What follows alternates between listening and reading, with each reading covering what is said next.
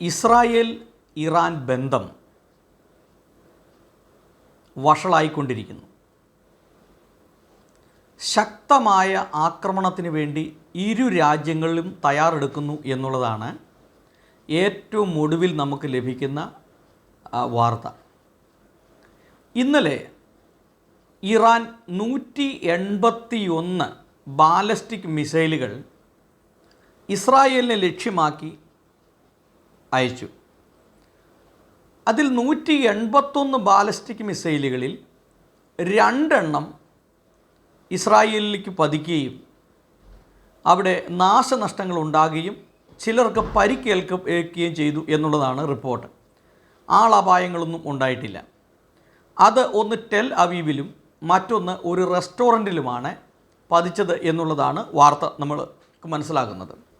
അപ്പോൾ 181 ബാലസ്റ്റിക് മിസൈലുകളാണ് അയച്ചത്.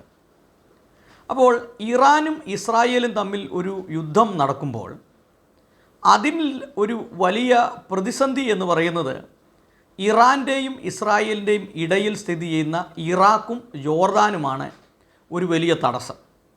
അപ്പോൾ 2 രാജ്യങ്ങൾക്കും നേർക്ക് നേർ യുദ്ധം ചെയ്യാനായിട്ട് സാധ്യമല്ല.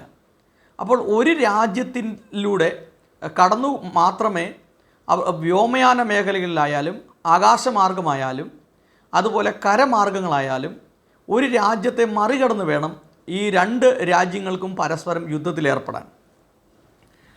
എന്തായാലും ഇറാൻ ചെയ്തത് വലിയ ഒരു കുറ്റമാണ് എന്ന് ഇസ്രായേൽ പ്രധാനമന്ത്രി ബെഞ്ചമിൻ നെതന്യാഹു പറയുകയും ഇതിന് ശക്തമായ ഒരു തിരിച്ചടി ഏറ്റവും അടുത്ത് തന്നെ ഇസ്രായേലിൽ നിന്ന് പ്രതീക്ഷിക്കാം എന്ന് മുന്നറിയിപ്പ് നൽകുകയും ചെയ്തിട്ടുണ്ട്. ബെഞ്ചമിൻ നെതന്യാഹു UN പ്രസംഗിച്ചത് നമ്മൾ കേട്ടതാണ്. ഇസ്രായേലിനോട് എതിർക്കുന്ന ഏത് ശക്തിയോടും നേരിടാനുള്ള കഴിവ് ഇന്ന് ഇസ്രായേലിനുണ്ട് എന്ന് അവർ വളരെ വ്യക്തമാക്കിയിട്ടുണ്ട്. അപ്പോൾ അങ്ങനെയുള്ള സാഹചര്യത്തിൽ ഇറാൻ ഇന്നലെ ചെയ്തത് അതിശക്തമായ ഒരു തെറ്റാണ് എന്നുള്ളതാണ് ലോകരാജ്യങ്ങൾ വിലയിരുത്തുന്നത്. അപ്പോൾ ഇറാൻ്റെ മേൽ സമ്മർദ്ദമേറുകയാണ്. ഇതിൻ്റെ അകത്ത് ഏറ്റവും പ്രധാനപ്പെട്ട ഒരു സംഭവം എന്ന് പറഞ്ഞാൽ ഇറാൻ്റെ കരങ്ങളാണ് ഹിസ്ബുള്ളയും ഹമാസും ഹൂത്തികളും. ഇതെല്ലാം തീവ്രവാദി സംഘടനകളാണ്. അപ്പോൾ ഇതിനെല്ലാം പണം കൊടുക്കുന്നതും ഇതിൻ്റെ എല്ലാ പ്രവർത്തന മേഖലകളും നിയന്ത്രിക്കുന്നത് ഇറാനാണ്. ലോകരാജ്യങ്ങളിൽ ഏറ്റവും ഒരു വൃത്തികെട്ട രാജ്യമായി ഈ ഇറാൻ മാറി എന്നുള്ളതിൻ്റെ ഏറ്റവും പ്രധാനപ്പെട്ട തെളിവാണ് ഈ ഹമാസിനെയും ഹിസ്ബുള്ളയെയും ഹൂത്തികളെയും സപ്പോർട്ട് ചെയ്യുക എന്നുള്ളത്. ഇവർ ഇറാനിലിരുന്നു കൊണ്ട് മറ്റുള്ള രാജ്യങ്ങളിൽ തീവ്രവാദ പ്രവർത്തനം നടത്തുകയാണ് ഈ ഇറാൻ്റെ പരിപാടി. അപ്പോൾ ഏതാണ്ട് ഇസ്രായേലിൻ്റെ 3 സൈനിക കേന്ദ്രങ്ങളെ ലക്ഷ്യമാക്കിയാണ് ഇറാൻ ഈ മിസൈലുകൾ തൊടുത്തത്. എന്നാൽ ചില മണിക്കൂറുകൾക്ക് മുമ്പ് അമേരിക്ക മുന്നറിയിപ്പ് നൽകി ശക്തമായ ആക്രമണം വരുന്നു, അതുകൊണ്ട് മുൻകരുതൽ എടുക്കുവാൻ വേണ്ടിയുള്ള വാണിംഗ് കൊടുത്തിരുന്നു. എന്നാൽ ഈ മുൻകരുതലുകൾ നേരത്തെ ലഭിച്ചതുകൊണ്ട് തന്നെ ഇസ്രായേലുള്ള ജനങ്ങളോട് നിങ്ങൾ ബങ്കറുകളിലേക്ക്, സുരക്ഷിത താവളങ്ങളിലേക്ക്, അതായത് ഭൂമിക്കടിയിൽ ബങ്കറുകൾ ഉണ്ടാക്കിയിട്ടുണ്ട്, അതിലേക്ക് മാറിക്കൊള്ളാൻ ഇസ്രായേൽ തന്നെ മുന്നറിയിപ്പ് കൊടുത്തു. അതുകൊണ്ട് ആളപായം ഉണ്ടായില്ല എന്നുള്ളതാണ് നമുക്ക് മനസ്സിലാക്കുവാൻ കഴിയുന്നത്. എന്നാൽ ഒക്ടോബർ 7 കഴിഞ്ഞ വർഷം 2023 ഒക്ടോബർ 7 ഈ ഹമാസ് ഇസ്രായേലിലേക്ക് മിസൈലുകൾ അയക്കുന്നത്. അന്നു മുതലാണ് ഈ യുദ്ധത്തിൻ്റെ ആരംഭം. ഇപ്പോൾ ഈ ഒക്ടോബർ ഇന്ന് 2 ഇനി ഏതാനും ദിവസങ്ങൾ മാത്രമേ ഉള്ളൂ 1 വർഷം പൂർത്തിയാകാൻ. 1 വർഷം പൂർത്തിയാകുമ്പോൾ നോക്കുമ്പോൾ ഒരു പ്രദേശം മുഴുവൻ തകർന്ന് തരിപ്പണമായിരിക്കുന്നു. അതുമാത്രമല്ല ലെബനോനിലേക്ക് ശക്തമായ യുദ്ധം വ്യാപിച്ചിരിക്കുന്നു. അപ്പോൾ ലെബനോനിലേക്ക് വ്യാപിച്ച ഈ യുദ്ധം അനേക നാശനഷ്ടങ്ങൾ വിതയ്ക്കുന്നു. അപ്പോൾ അമേരിക്ക വളരെ ശക്തമായ രീതിയിൽ ഇസ്രായേലിനെ പിന്തുണയ്ക്കുകയാണ്.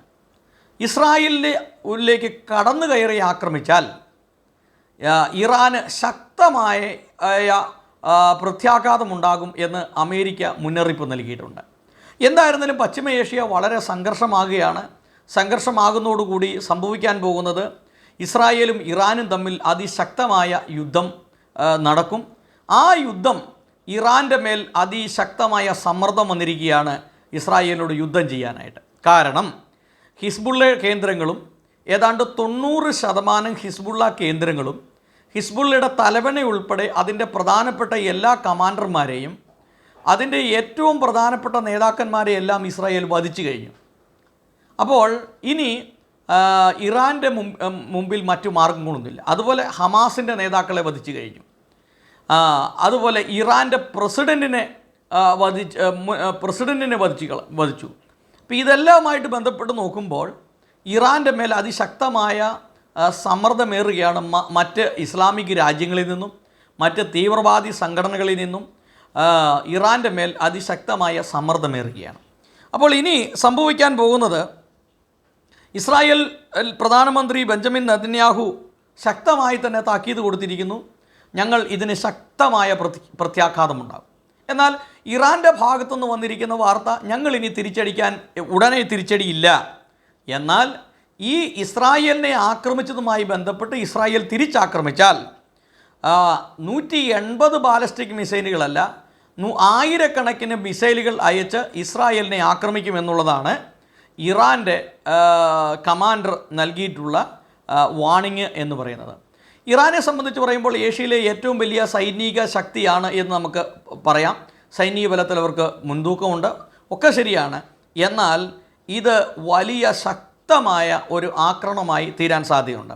ചില ദിവസങ്ങൾക്ക് മുമ്പ് 350-ലധികം മിസൈലുകൾ ഇസ്രായേലിലേക്ക് ഇറാൻ അയക്കുകയും അതിനെ എല്ലാം ഇസ്രായേലിൻ്റെ അയൺ ഡോം സംവിധാനം അത് പൂർണ്ണമായി തകർക്കുകയും ചെയ്തു. എന്നാൽ ഈ 181 ബാലിസ്റ്റിക് മിസൈലുകൾ അയച്ചത് തകർക്കാനായിട്ട് അതിൽ 2 മിസൈലുകളെ ഇവരുടെ റഡാറിന് അല്ലെങ്കിൽ അയൺ ഡോം സംവിധാനത്തിന് തകർക്കാനായിട്ട് നിർവീര്യമാക്കാൻ കഴിഞ്ഞില്ല. അതുകൊണ്ട് തന്നെ അത് 2 എണ്ണം ഇസ്രായേലിൽ വീഴുകയും അത് വലിയ പ്രശ്നങ്ങൾ സൃഷ്ടിക്കുകയും ചെയ്തു.